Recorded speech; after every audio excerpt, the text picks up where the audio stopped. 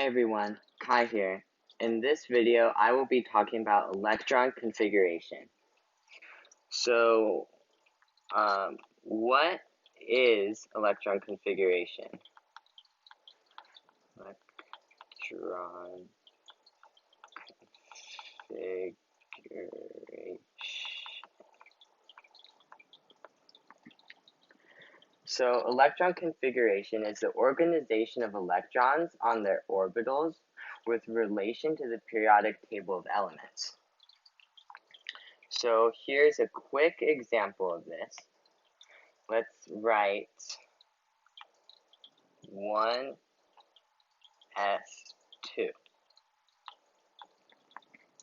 So say this way to write electron configuration is helium. Now, the parts of this figure, so this is a really simple example to write. So this one represents the level. This S represents the orbital. And this 2 represents the amount of electrons per orbital.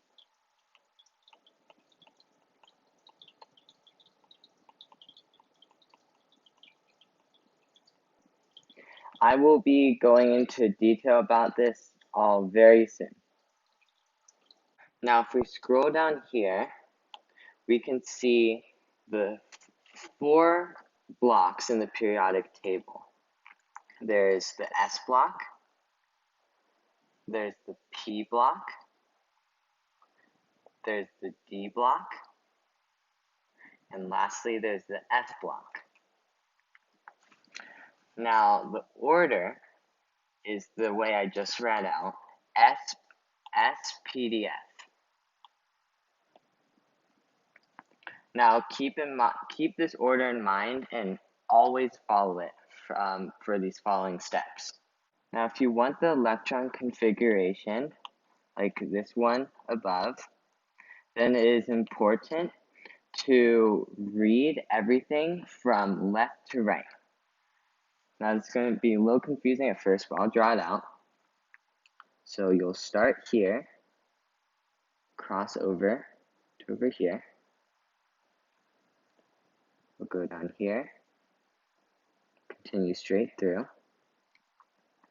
Now see how right now I'm ignoring the D block, but now I'll be reading through the D block and into the P block, and I'll just continuously do that. These numbers here that I wrote next to each block show the total amount of electrons each block is able to hold. So for this S block, it can only hold a total of 2 electrons. Now, I will show that by having each one of these groups is representing this 1 electron. So S1 is here, S2. Now move over to P. So P1, P2, P3, P4, P5, P6. We'll move to the D block. So D1, D2, D3, D4, so on. And then the F block, F1, F2, F3, F4, and so on. The last step in writing out electron configuration is using levels. As you move up or down, the energy level will change, but the amount of electrons for that specific block will not change. So this is already written down, but I will just write it down again. So this right here would be 1s, 2s, 3s, 4s, 5s, 6s, and 7s. Over here, on the p block, there's going to be 2p, 3p, 4p, 5p, and 6p. Notice that for the D block, that the levels are not in line with the S and P blocks. This is simply because elements on the periodic table are supposed to match the atomic numbers instead. Be aware of this fact and avoid it by making sure that the first level for the D block is 3 and not 4. So as you see, for this S block, you see the 4. But then when you move and transfer into the P block, you see a 3. And then as you keep on going, you see a 4. So just make sure that when you're writing things out, you have a 4S, and then when you move into the D block, you have 3D. Now let's write out a few of the basic electron configurations to tie everything all together. Let's first start out with hydrogen, H, which is 1S1. Now let's move all the way over to helium, He, which is 1S2. Now let's move down to lithium right here, Li, which is 2S1. And then we'll skip beryllium and move all the way to the other side, which is boron.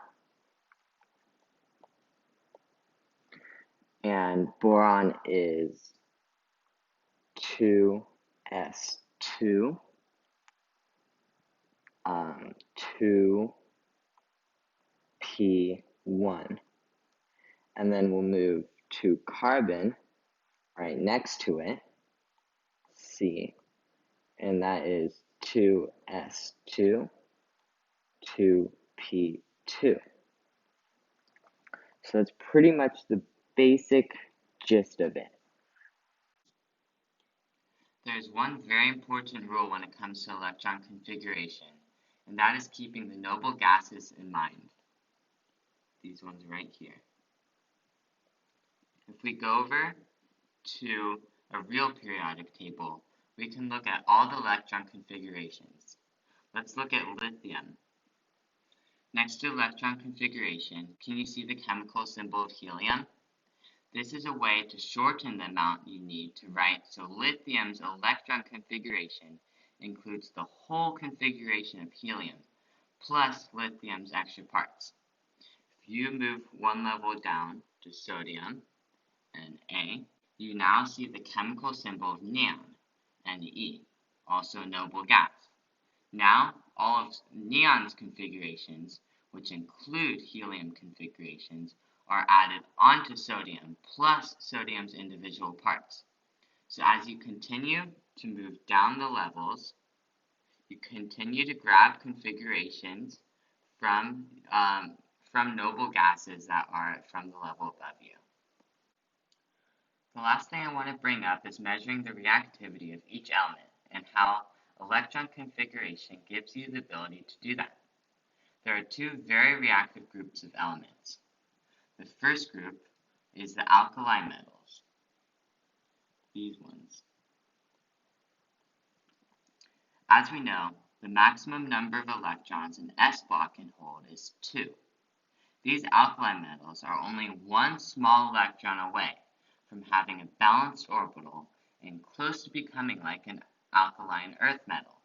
Therefore, their need for an electron makes them easily react to other substances. The other reactive group is the halogen group, these ones. The same thing goes for this group as well. These halogens are one electron away from becoming a balanced noble gas. besides the fact that they will need an extra proton. But that is a story for another time. Anyways, hope you guys learned something new in this video. I'm Kai. See you next time.